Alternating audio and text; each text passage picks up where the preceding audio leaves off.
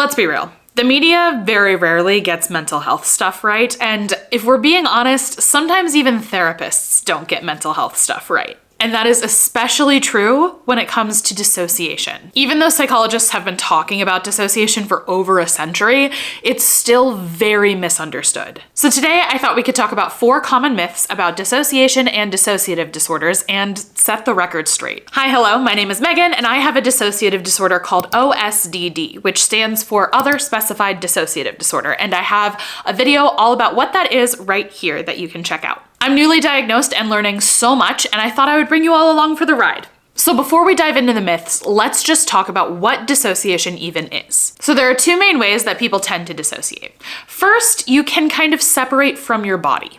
And second, you can sort of separate from the present moment. And I know that might sound like splitting hairs, but the 2 can show up in really different ways. For example, if you're in a lecture for a class that you really love, you might be super into it and you are so present in the moment of this class, but you are completely dissociated from your body because your brain is so stimulated in a pleasant way. You don't notice that your butt kind of hurts from sitting in a crappy lecture hall chair for 45 minutes. You don't notice that your hand is starting to cramp from writing all the notes. You are really present in the moment, but not super present in your body. Another example is if you're going on a walk on a really hot day and you are very present in your body. You are hot, you are sweaty, you are uncomfortable. And all you can think about is the fact that you are hot and sweaty and uncomfortable. So you're very present in your body, but you're not very present in the moment. You're not enjoying nature or the sound of the birds or the beautiful sight of the flowers.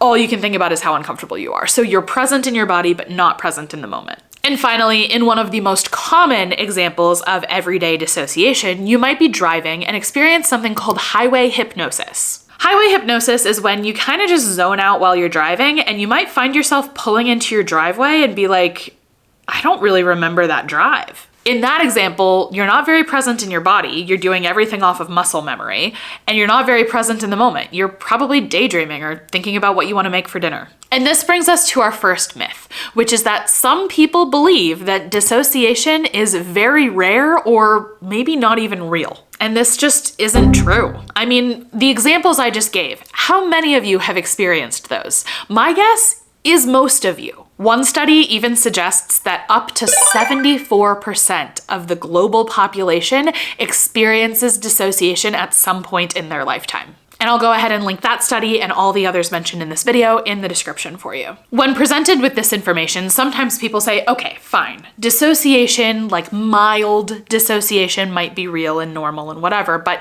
dissociative disorders are very rare. Yeah, this one isn't true either. By the most conservative estimates, so the smallest numbers that these studies are turning up, approximately 5% of the global population has a dissociative disorder. This includes dissociative identity disorder, which used to be known as multiple personality disorder, but it also includes OSDD, which is what I have, and derealization and depersonalization disorder. Just for reference, that's almost double the most conservative estimates for the number of people who have bipolar disorder. And on top of that, there's a good chance that the real number of people with a dissociative disorder is even higher. This is because a lot of therapists, psychologists, and psychiatrists never get good training on how to identify dissociative disorders. And it's also impacted by the fact that dissociative disorders are usually intended to be covert, which means they can be hard for therapists to spot and hard for the people experiencing them to spot. One study even suggested that it takes 5 to 12 years consistently in therapy to identify a dissociative disorder. And not everybody has that kind of time or money.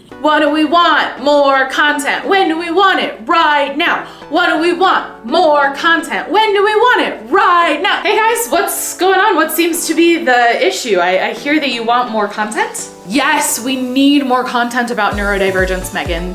One video a week just isn't cutting it for some of us. Oh, okay. What about exclusive short form content, an additional long form video, a live stream, and even a Telegram channel where you can ask questions and get your answers? Oh, yeah, that would be amazing. How do we get that? You just have to sign up for the Curiosity Crew tier of my brand new YouTube membership. The button should be on my channel page, or there's a link to sign up in the description.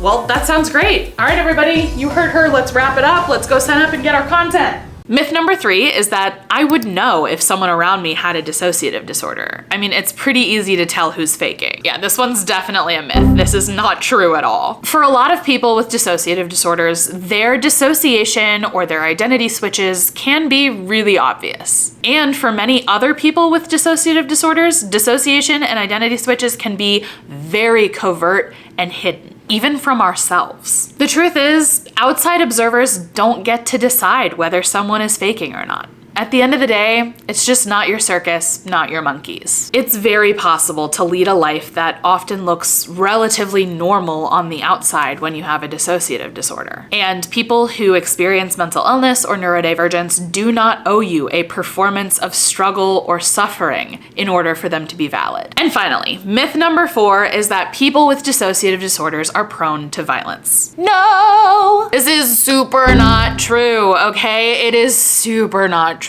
We see this all the time in crime TV shows or horror movies, or I've even seen board games where the premise is about a violent person with multiple personalities. We want people who commit crimes to be inherently different from the general population. We want something to be wrong with them that makes them that way. We don't want to admit the fact that committing crimes is often way more to do with your circumstances and the choices you make than it is with mental illness. The line between a good person and a bad person is fuzzy at best. And of course, I have a study for you. There's a study that says that people with dissociative disorders are actually underrepresented in the criminal justice system, meaning that compared to the percentage of the population that we make up, which is about 5%, we actually represent a much smaller percentage of the people in the criminal justice system. So yeah, having dissociation or a dissociative disorder does not make you more violent. Dissociation is one of those things that can fly under the radar specifically because that is often how it is designed. Being able to dissociate yourself from your body or from the present moment is a protective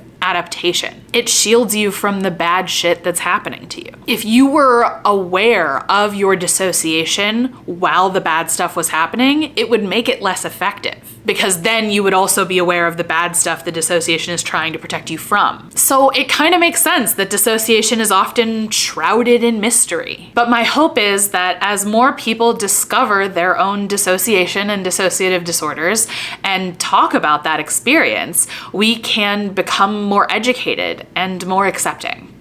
I'll see you all next week.